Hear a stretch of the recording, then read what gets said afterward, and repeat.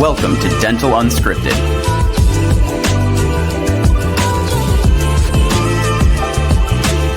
Where Mike Dinzio and Paula Quinn break down the practice ownership journey, one episode at a time. Starting up, buying, and running a successful dental practice.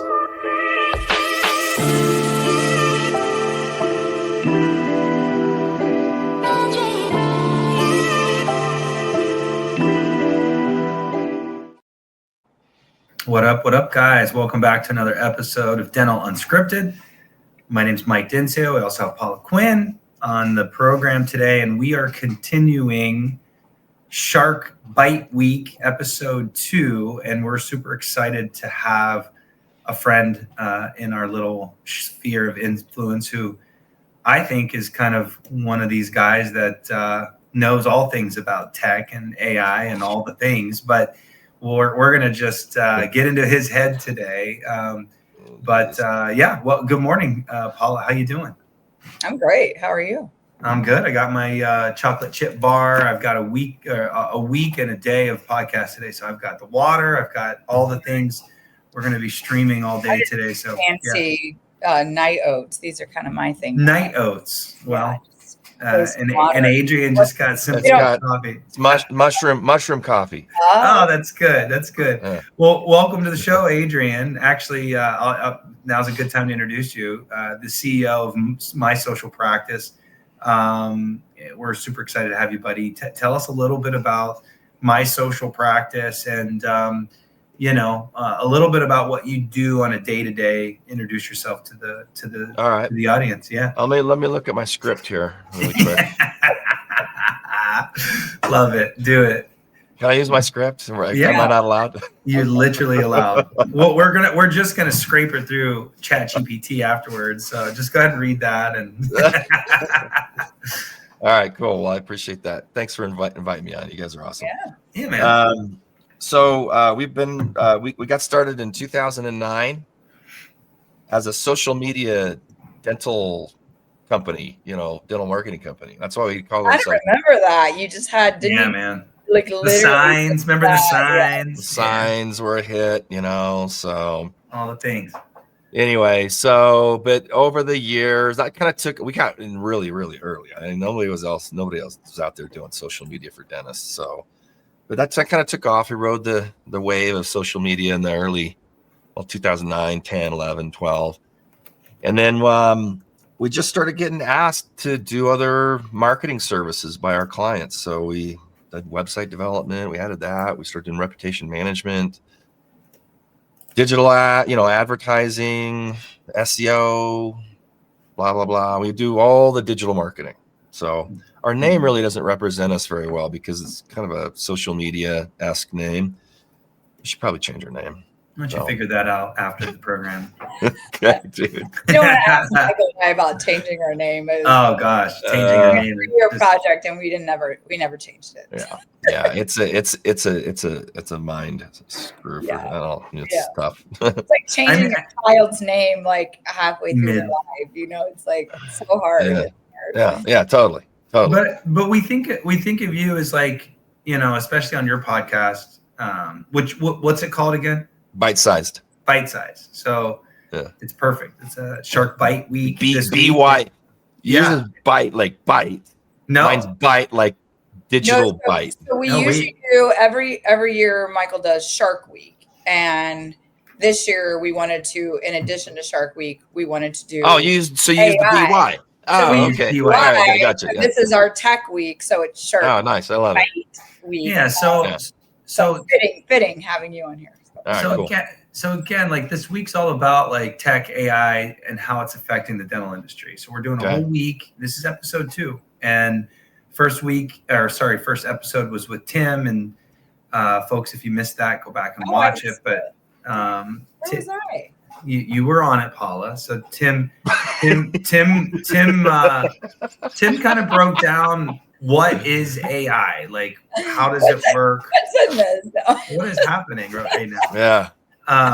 Tim kind of broke down what is AI, how does it look, how's it going to impact all industries, just kind of like a global outlook on all AI. And this is the first episode that we're getting into on dental specific, because we live in the world of dental, and Tim has this huge background on AI in general. And so that was a good one to start off with. But today's episode and the rest of the episodes are going to be all about how AI and tech is really affecting our little industry in dental. And we're happy to have you on, man. So without further ado, I mean, Paula, why don't you kind of tee up what you were thinking with Adrian and Annie and all the things that they're doing, and why you think it might make sense. Actually, it actually might make sense for Adrian to let us know about how you guys are playing with AI and Annie and all the different things. And then I'll start, because I'll tell you why I wanted him on here. I mean,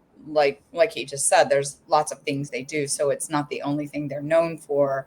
But what really attracted me to them more recently is, we're constantly getting by our clients, all things startup, practice management, acquisition of who do we, how do we get the phone answered, especially our startups, how do we get the phone answered, or do we bring on a new second person?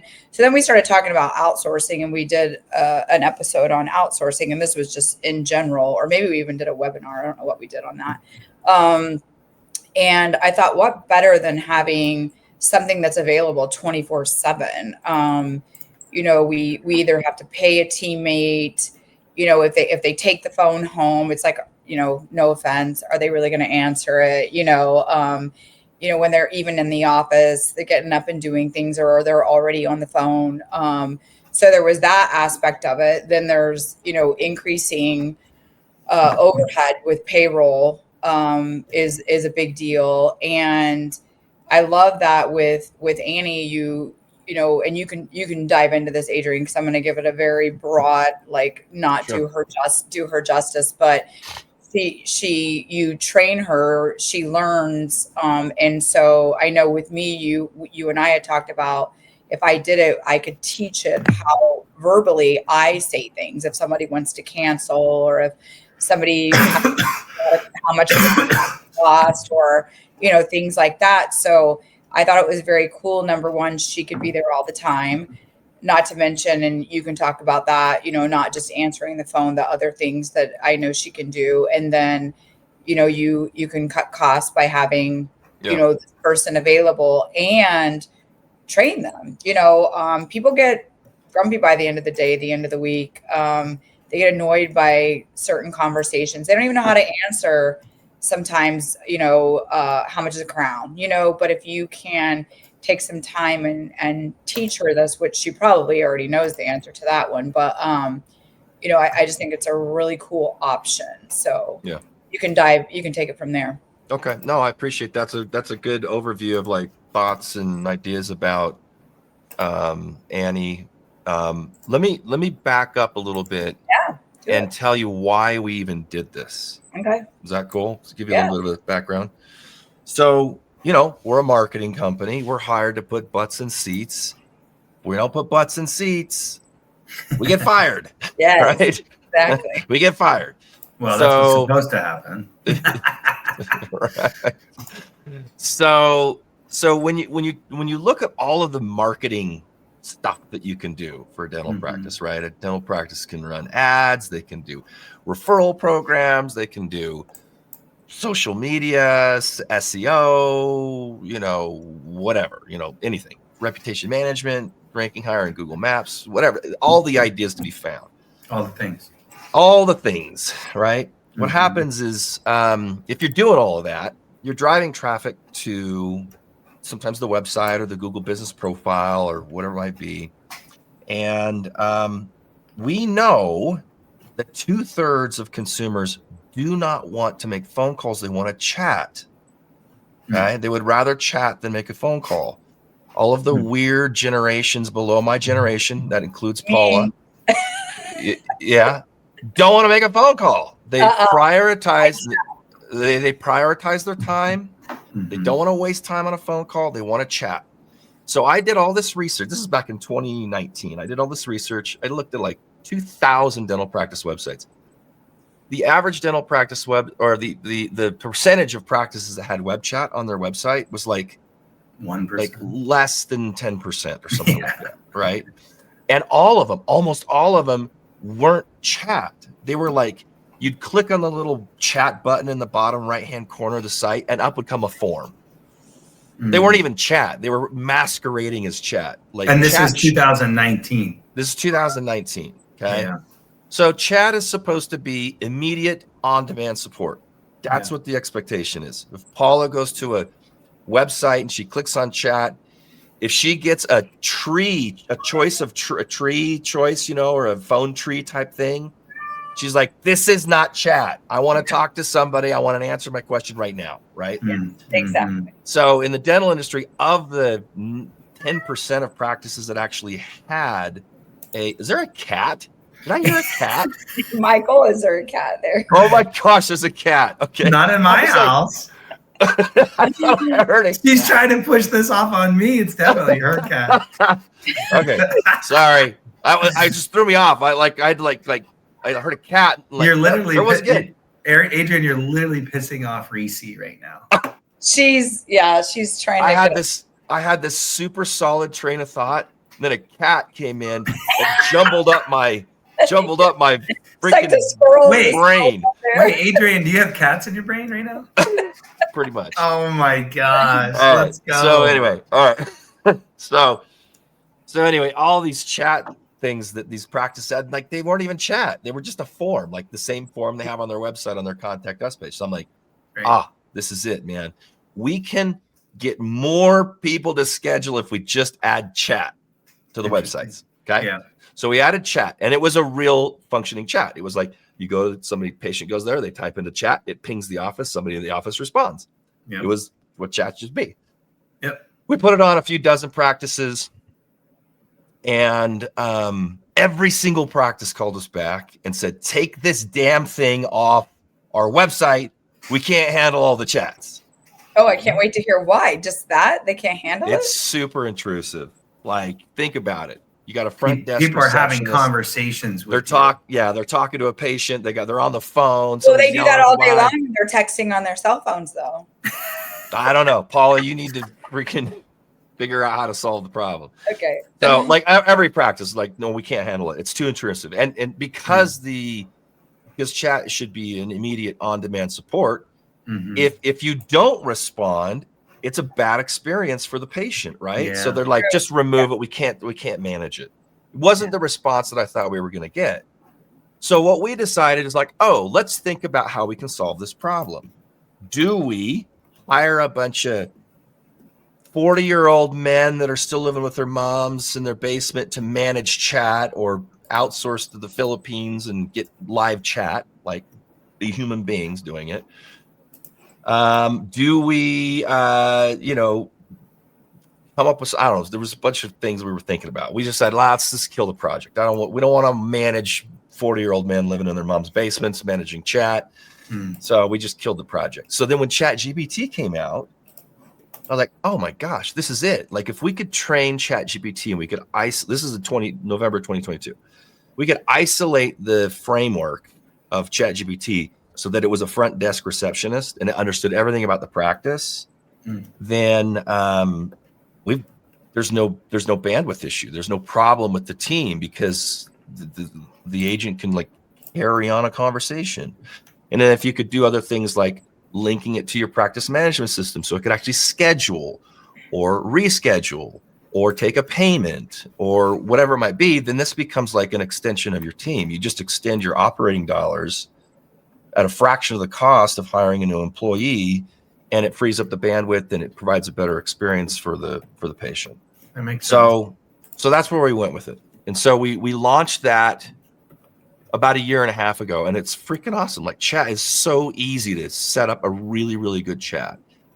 And we built it from the ground up. We didn't like white label some other's chat system out there, because we knew that the viability long-term of this product in the dental industry is going to be super nuanced. Like, one practice is going to want to manage their schedule this way. And if the agent's tied to scheduling, you're going to have to build a framework so that it schedules correctly for this particular practice, right? Mm-hmm. Or to your point, Paula, one practice might want to handle the how much does a crown cost this way, and one might want to handle it this way, right? Yeah. So tell them the price, don't tell them the price. Dodge the question and ask a follow-up question. There's all of a sudden you get into like sales skills and all this kind of stuff, right? Yeah. So we wanted to build in a sales framework so that we could build in, coaching, like what you guys do. Like if you go to a practice, you're training a front desk staff member, you have a scripting style, right? We wanted to have the ability that the agent could inject that scripting style or that sales framework into a particular agent for one practice, right? So we built all that, and then it just awesome. And then we tied it to a voice, and then we tied it to a phone number so now it can pick up calls. Okay. And to the point of what we were trying to accomplish, which is like, how do we get a higher conversion rate on all this marketing that we're doing? All of a sudden we fell with this product. We just kind of fell into the, holy cow, we can solve the missed calls problem, which is like a third of phone calls go missed in a dental practice, which is unbelievable. Wow. Yeah. That is the statistic that It's third freaking of crazy. all. I mean, it's insane when, you guys as marketing companies get, like you said in the beginning of the episode, get so judged and threatened to be dropped because you're not doing your job. But then on the other hand, they're the not office is phone. Not doing their job either. And if Right. they did pick up the phone, what's the conversion rate? That's another statistic that's super fun to talk about. Yeah. But by the time the funnel goes all the way down, it's like, how many did you actually convert? You missed a third of them, and then someone asked how much is a crown, and you didn't answer that right, and you lose the whole thing. Yeah, exactly. And I'll tell you, I feel your pain. Okay, I have trained in previous life. I trained salespeople, right? So I had a deep background in telesales, right? Training somebody to say things properly, lead conversations, ask the right questions. It's like the hardest thing to do. It is so finesse. There's so much technical specificity in listening and asking and leading the conversation. Like one word so changes hard. the whole thing, right? It just changes absolutely. the whole thing. So going into a practice and training that front desk to not freaking screw up and answer and get bulldogged by the patient who just wants a price rather than managing the conversation properly. Dude, that is like, there's so much money left on the table in a dental practice. It's like, it's got to be ridiculous, right? Yeah. Because dental practices, they don't hire salespeople to answer the phone. They hire the 22-year-old college student who's never had any sales experience. 100%. Right? Yeah. They don't know how to build relationships. They don't know how to build trust. They don't know how to even if you're, they have to hire for experience usually. I mean, they themselves, we talk about it all the time with dentists. They're not business people either. So they're trying to service people. They're trying to, do a service. They don't realize all this other stuff. It's a business, and you got to have salespeople as your front office, salespeople as your treatment coordinator. Stuff like that. So they don't get that. They're like, oh, Paula's worked in the industry for 10 years. She's worked up front before. Perfect. Doesn't matter what I can do or not do. Mm-hmm. Anyway, the whole point of that is that you can actually train AI to like stick to the freaking script. You know what I mean? So there's the crescendo, right? So we have human beings doing a job. Oftentimes those same human beings are making less. Paul and I talk about this a lot, making less than what you could make at Wendy's serving French fries. No training, no CE. Front office people don't get CE like hygienists, dental assistants, doctors. No CE, no training. They learned what they learned from Greta from 16 years ago, right? That's what we're dealing with here. Yeah. A French fry worker that got trained by Greta 1700 years ago. Wait, and wait. I'm going to give him a little credit because what I'm going to say too is though, It is hard when you have you're off guard, right? Like someone calls and they say, "Oh, I'd like to make an appointment." Okay, what for? Oh, a crown. Like, how much does a crown cost? I do hear people freeze. It's kind of like, do I, how do I handle this? It's and that's why it has to be a skill. It can't just be a script, because then, people ask me all the time to write scripts for them. Well, the problem is that the next question from the patient is completely different. Now your script is screwed. It's gone. Yeah, you have to memorize. You have to memorize like 3 or 4 multiple through lines. Yeah, it's got to flow. You can't just be like, oh, what's the next? It's not like my computer won't turn on. Did you unplug it and plug it back in? Yeah, and I'm not saying, I'm not. Of course, I'm making a point. I tend to push on the furthest end. Just in of case that. Greta's listening, I wanted to. Yeah, no, there's some amazing front office people. We love you, Greta. We love you, Greta. Greta's amazing. It's just, quite frankly, they are set up to fail. Let's just put it that way. They're set up to fail. That's the appropriate way. I have a question for Adrian about Annie and teaching her. So I'm assuming she comes pretty well equipped with just everyday knowledge, or do you have to start from ground zero with each practice? No, what we've basically done is we built her on top of ChatGPT. Okay. So the conversational capabilities, the being able to understand human language is the same engine that drives ChatGPT. Okay.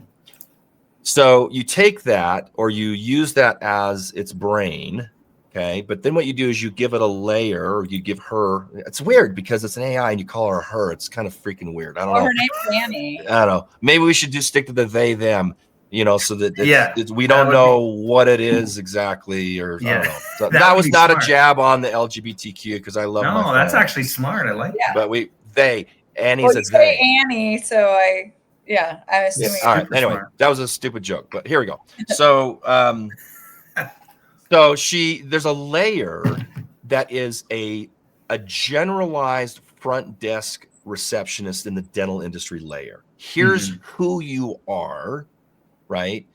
These are the types of words that you use. This is the base information that you know, and this is dentistry wide.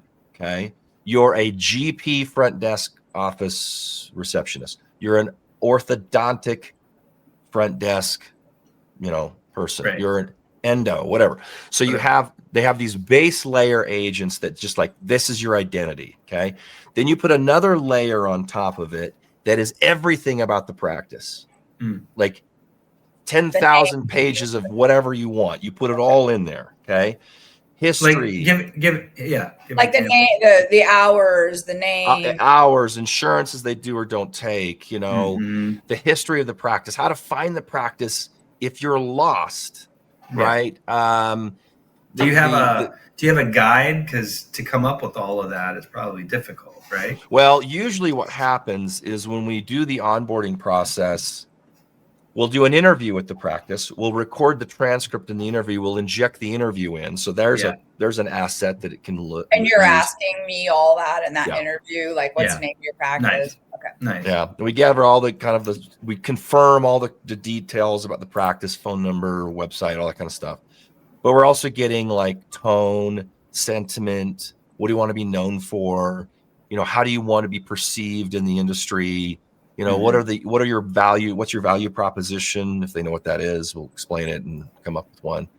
But then we're taking everything in the website. We're injecting it. We're taking their insurance. If they're in network, then we're taking all of their insurance documents. We're injecting all the insurance documents in. So, and then that's kind of It takes about a week to get it like built out, right? Well, once we've done that, then what we do is we build so we've got the base layer, we've got the layer for the practice, and then what we do is we set up a development site where we can test it.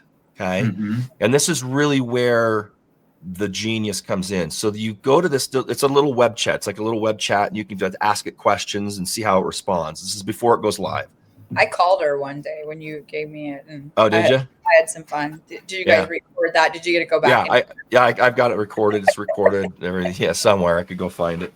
Anyway, you probably asked it some bad questions, didn't you? I tried.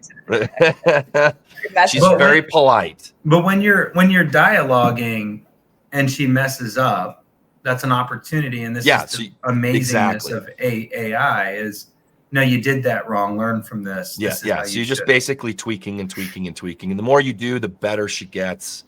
And she always remembers. Mm-hmm. And so you don't have to retrain. Mm-hmm. And then all you're doing is like the practices. I've had we've got a couple hundred practices that are using Annie, right? So we've had about a year of time to kind of develop her and whatnot. And I've had maybe 2 or 3 practices cancel, like very, very few. And the reason they canceled in all the situations, almost all of them, I think, maybe one of them, maybe not, is they wanted to go live very fast and they didn't want to tweak and train. And so the agent screws up one conversation because they didn't test it. And then they're like, yeah, this is stupid. I'm done. I don't want to risk the reputation of my practice with this stupid AI thing. So we force the practices to some degree to go through a long kind of process of iteration before you go live, so it doesn't screw up. So that's how you do it. And so that's when the team is like, how much is a crown? Yeah. So then we're going to sales frameworks, all that kind of stuff. They get back. Like for a client like you, right? If you had a script, here's how you handle, do you accept my insurance? If you had that script written, we would inject that in there and they would use it. Right. Here's kind of like a tree. Like, if the patient doesn't respond this way, but they respond this way, here's how you respond to that question. That's injected in there. And then the AI is just so freaking good. It just knows how to use all that information and weave it into the conversation. Right. And then it's really just kind of pointing it left or right if you see a conversation that didn't go exactly like you wanted. So like, would you consider this like version 1 or like version 3? Yeah, this is version 2 for us. So we have a V2. We're coming out with a V2.5 in the next couple of weeks. So it's super early in the development of this stuff.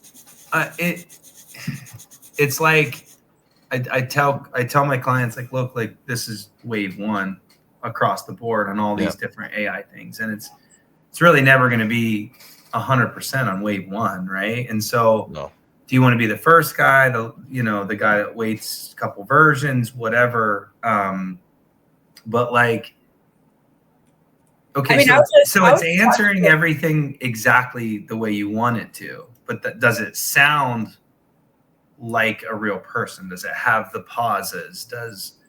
It's probably not quite there yet. I mean, where do you see this going? Still, I mean, to the voices from just a year ago to now it's unbelievable how good they've gotten. Wow. You can still kind of tell that it's an AI agent. I mean, there's still sometimes, I mean, they're so good though. You kind of have to, you have to listen to it and kind of like really, kind of zone in on it. Yeah. But you could kind of still, there's some hollowness sometimes. Sometimes the delay in their responses are a little too long or a little too short. They answer too quick or too slow. They sometimes will maybe repeat some information. Like they might repeat the patient's name multiple times. It's odd for a human to repeat their name. Oh, thank you, Michael. Thank you, Paula. And then the next comment, by the way, Michael, they're saying the name too much. That's finessing and trying to figure out how to get the agent to sound more and more human-like. So, but that's not, I think that's not the goal of AI agents. I don't think the agent's goal is to become so human that you can't tell the difference, because I don't think that you should, we tell all of our clients, you announce to the patient that it's AI. You should do that. There's no reason to try and trick them into thinking this is a real person. Okay. There's no benefit to it. And there's really no disadvantage to announcing that it's an AI, because if it does a good job and it solves the problem and answers the question for the patient, then who cares if it's a human or not, right? Now can the patient bail on it as soon as they want? Yeah, you just hang up. Well, how do you get to a person? Because that's the most frustrating thing. Let's say I'm a patient and you announce that you're AI. Okay. I'm like, okay, I'm in it with I need to talk to somebody. I'm with a freaking robot right now. That's what a patient's thinking. So they're already salty. Then they ask a question. Okay. And it answers wrong, not the way or whatever. Now I'm pissed. So I'm of a Zennial or even younger, and I'm like, fuck this. Like, I'm over it already. Like, done. We can say the F word on this podcast. It's called Unscripted, Adrian. Holy cow. I could have dropped so many F words already. Is uncensored as well. Yeah. Like, but like, can I bail on it quickly? Because that can escalate quick. What I'm talking about. Are you with me? Yeah, I'm with you. All right. So I'm going to answer the question. Let's get really specific. Okay. Oh boy. Are you calling during working hours? Yeah. Okay. So you're calling during the day, during working hours. Yeah, because I would have a little bit more forgiveness after hours. All right. So you're calling during the day. So what you would do here is when you set up the agent, you can set it up to pick up all phone calls. You can set up to only pick up calls that it would have gone to voicemail, however you want to do it. 2, 3 rings, whatever. Yeah, let's say that these are calls that are potentially go to voicemail. The agent picks up. Agent picks up and says, "Hi, this is Annie. I'm the practice's AI assistant. How can I help you? You're pissed. You have a question. You need to talk to a real person or something like that." Okay, so there's a few things that you can do. One, that the team's busy, assumed the team is busy because the call wasn't answered in the first place. Okay. They're either at lunch, they're super, super busy, whatever that might be. So if you tell the agent, because the agent can forward the call back they can just ring the office back and forward the call. They can do that. Okay. But you don't want to do that if they're not freaking there. Right. So you would train the agent to say something like, so if you say, "I need to talk to somebody at the office, you're not answering my question," the agent, recognizing the tone as well as like what you're saying, can have a protocol that says something like, "I am so sorry that I'm unable to answer your question. Unfortunately, the team asked me to pick the call up or had me pick the call up because they're at lunch or they're busy. But nice. I can send them a text.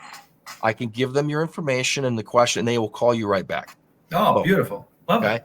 So you solve it that way. So that's why like that particular situation where, you're texting, you're understanding, like you're working in a dental practice. They might be at lunch. They might be busy. And the politeness. And that's why this is so like freaking cool because the narrower you get in terms of like who the agent is, the better the product becomes. It's deep, it's narrow and deep rather than broad and wide. Like if you go online, you can find at least, 125,000 different AI agents that you can buy now. They're freaking everywhere, right? Wow. There's just so many of them because you can set them up so quick, but they're broad. Yeah.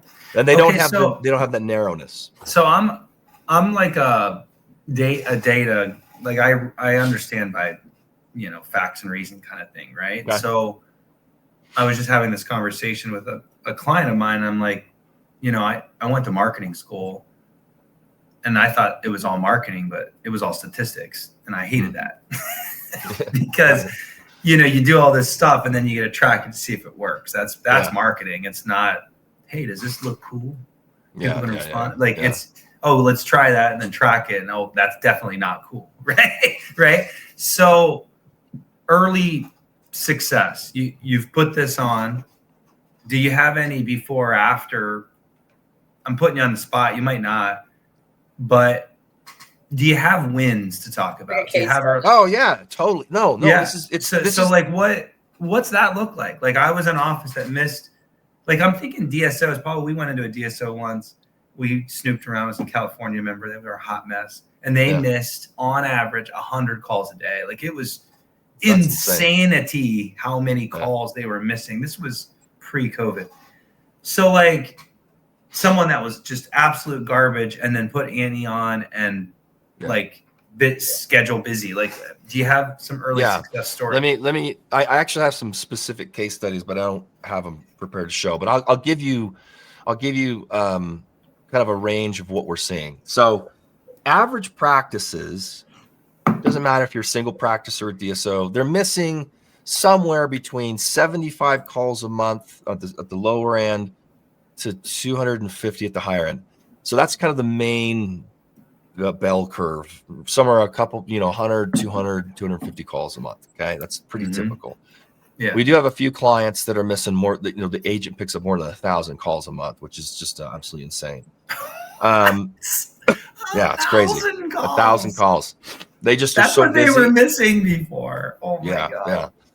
So of the calls that come in, approximately 70% of the calls are active patients and 30% are new patients. That's a pretty general break in terms of like the types of calls that come in. How many were new?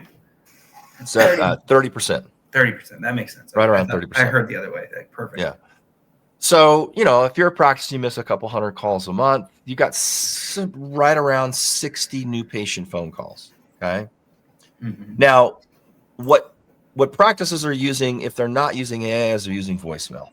Voicemail, the statistics are really freaking strong on this. About 80% of people don't even leave voicemail anymore. Okay. That's 75, 80%. Yeah. Paula raises her hand again. Right. Course. All right. So I don't leave do one the math. I don't listen to it either. Yeah. Do the math. You miss 200 calls, 30% of them, 60 calls are new patient phone calls. Of those, 80%, I don't know what that number is, 50, 45, something like that. Mm-hmm. Go to voicemail. They don't leave a voicemail. Okay. That's like a real like scenario of I would think is probably middle of the row kind of a practice. All right. So that's the opportunity. Okay. That's the opportunity. Not even talking about the benefit of all the calls that are answered by the active patients at, during work hours or in the evening, and the AI is able to pick it up and handle the call. Right. Yeah. And maybe task the team to follow up or whatever. So there's the improved customer service benefit, but just on the money. Mm-hmm. So picking up those calls, I see that the agent is able to convert, like go a full conversation on between 50 to 70% of the calls. So let's say you get 50 phone calls. Some of the calls, the people hang up because they hear it's AI and they're just like, I'll call back later. So it's not like 100%. It's like a silver bullet, right? Okay. What are you smiling? I raised my hand. Oh, yeah. You hang up because it's an AI agent. The minute it's saying I'm out. Right. I'm not even calling. I'm going to use the. You're using the chat. Yeah, you're using chat on the website. We can talk about before we're done here. So anywhere between 50 to 70% of those calls there's a full conversation. And we've tied Annie right into the online scheduling, so it actually schedules and everything. So I see on average for the smaller practices, now this is just generally speaking, smaller practices, ones that are missing 75 to 100 calls a month, I'm seeing between 5 to 10 appointments scheduled and actually showing up. Like we track the whole thing through so that scheduled, they show up and they're presented a case, and then we pull that revenue number back in. And I'm seeing somewhere around $5,000, $7,000, $8,000 in additional revenue every month. Okay, that's on the lower end. Those are busy offices, though. We work with some small offices. No, you said average. Well, I was saying this is somebody that's missing about 75 to 100 calls a month. So that might be bigger than a startup, right? It's somebody who's probably, doing $1 million a year or something like $800,000 a year. I mean, that's what I don't have data on. That's what bothers me when I'm coaching and I'm talking to a marketing guy. So this is a great conversation. Like how many calls they're missing? Well, not only how many calls they're missing, but how many of those are converting. There's a few services out there where I can track calls coming in, missed or converted. Right. And that's the piece that I'm missing, because I always get the call. I always get the email. Yeah. I need more patients. Yeah, it's yeah. like, That's well, I don't know everybody. what's broke here. Yeah. Is it the marketing company? Is it Greta? Is it is it Greta. you who can't sell treatment when they actually do show up? I don't know. Right. Yeah. There's a and what's the lot benchmark? And what's the benchmark? so, Right. So when you say that many calls, I'm thinking, shit, that's a DSO pulling in a lot of calls. Yeah. I don't know. So let me just tell you, on the upper end though, that's like the lower end. I think I've looked at so we're tracking all the conversations and the scheduled appointments, the AI agent schedules, and the revenue generated from those patients. The lowest I've seen is like $3,000 in a month in new revenue. Okay. Wow. On the high end, it's like $60,000 to $65,000. Wow. God. It's in revenue from scheduled appointments on the AI agent. It's insane. I'm just gonna. That's a big practice. That's like a $3 million practice. You know what I mean? Holy. So crazy. Anyway, it's like there's this money. It's like money's just on the table. Wow. And nobody's picking it up. It's like crazy. That's great. Okay, anyway. That's beautiful. Elaborate just a tad real quick on, we talked for a minute. We don't have to go deep into this because we've been on here for a while, but 2 minutes. You got 2 minutes to answer whatever Paul is going to ask. Just real quick, the chat and the outbound calls now that it's doing for. Oh yeah. Because one thing I will say is we, as being consultants, try every day to get somebody to work. I know unscheduled treatment, I don't think you've tapped into yet, but Recare and unscheduled treatment, and work the phones, baby. Work the phones. And we use dental intel, and I think you've seen it before. They always have this pie of active patients versus what unscheduled, and it's usually not always. I have some offices who are bomb biggity. It's usually about 50%, I'm not going to lie, of their total active patients for the past 18 months that don't have a next appointment. Yeah. We could just get them on Hygiene. You get them back. Holy cow. So just real quick, I guess you have 2 minutes. And I have like a minute and a half now. No, he said you 30 seconds. He didn't time me. 45 seconds. He didn't time me. He timed me. Well, we're going live in 15 minutes on the next Shark Bite episode. So we got to go. But no, this is a beautiful question. Shush. Okay, so here's the deal. You only got a minute now. The agent initially was built to receive calls, but it did not have the capability to call outbound. Okay. So we built that in now. We launched it about a month ago, and we launched it specifically for Hygiene Recare. So what it'll do is it'll query the patient management system. It'll look for active patients who have not been seen in whatever time frame you've given that do not have a future hygiene appointment. And then it just calls and then texts and calls and texts, whatever framework you set up. But it's just calling, and it's scheduling at about 5 to 8% is its conversion rate, which I think is pretty damn close. We have statistics on this. That's what probably. I mean, Paul looks at it more than I do. That's probably average. Yeah, I think that's what we were estimating is it's probably average. And by the way, it's better because no one does it. No one's having to do it. That's right. And I think we may have missed that. And I want to just reiterate, it actually schedules into the PMS. Yeah. What? Yep. And then the case acceptance module to be able to read the case that was presented that was not accepted. That's what we're working on right now. That's going to be a holy shit. Dude, that's a holy shit level. That's next level right there. Yeah. I love that. Yep. Well, that's exciting. We'll have to bring you back on when you've got some stats and some success on that. But let's take maybe 5 minutes and wrap this thing up. Okay. This is the part of Shark Bite Week where I'm just going to ask you, Adrian, how do you see AI changing the dental industry in the next 2 years? Okay. Yeah, I'll give you a couple things. I'm going to go outside of just the AI agents too. Okay. Mm-hmm. Yeah, outside your realm, just in general. Okay. What your perspective All right. is. Yeah. We're going to see a consolidation of all of the softwares that have been developed for different functions, and they're going to consolidate into larger companies. So you've got several companies that that do insurance verification with AI or human in the loop with AI. Okay, you've got diagnostic tools, Pearl, Overjet, those kind of companies. You've got agents like us. You've got the voice and note-taking agents that upload conversations and tasks. They create tasks for the team. All of these companies have jumped into this game to develop really super important tools, but they're going to start consolidating, and they're already doing that. If you buy Pearl, you get a function in Pearl, and I don't know exactly what the width and breadth of this product is, but they have insurance verification or some portion of it.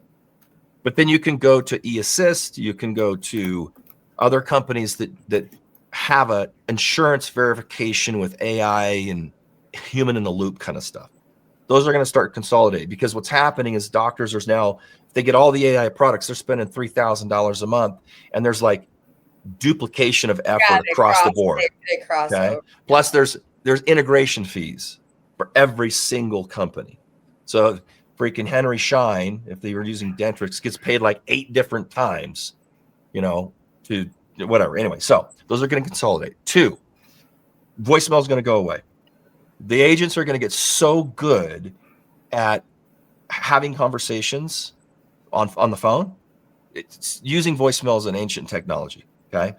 3, AI search, what we call GEO or AEO, where they're putting Google Gemini, the AI overviews at the top of search. ChatGPT has picked up a lot of search traffic, is going to completely revolutionize how patients find you online. That's a huge shift that we're right in the middle of. I couldn't agree more. Massive. Someone found us once through ChatGPT. They asked who's the best consultant? It was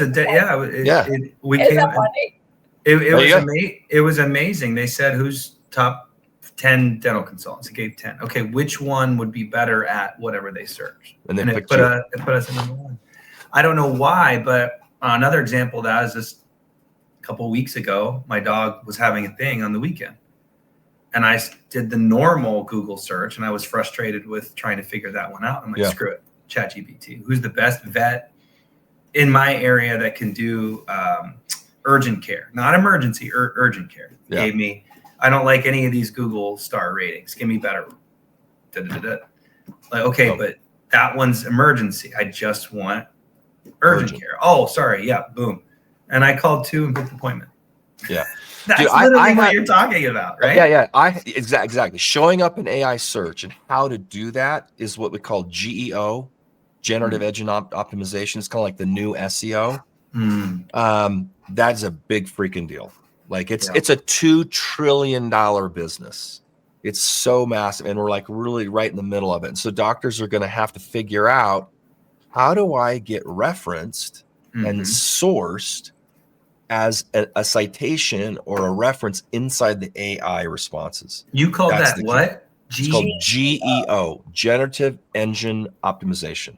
Yeah, so that's it. GEO. Now we got to reverse GEO. Just when we figured out Google, we got it. Now you got to do it again. Oh, geez, that's crazy how things are moving. Well, Adrian, I have to say, definitely was not disappointed. We knew what we were getting. Your brain is way bigger on this stuff than ours. So thanks for imparting that and being part of Shark Bite Week. Yeah, you're welcome. And it was fun. By the way, my brain is just full of AI and movie lines and cats and college football and a little bit of cat. And some cat. Anything outside of that, I'm an ignorant fool. Yeah. Just talk to my wife. So. Yes, exactly. On that note, I love it. Thank you so much for being unscripted. Yeah, man. Thanks for coming on. Let me come on. See ya. We appreciate it. Take care, guys. See you soon.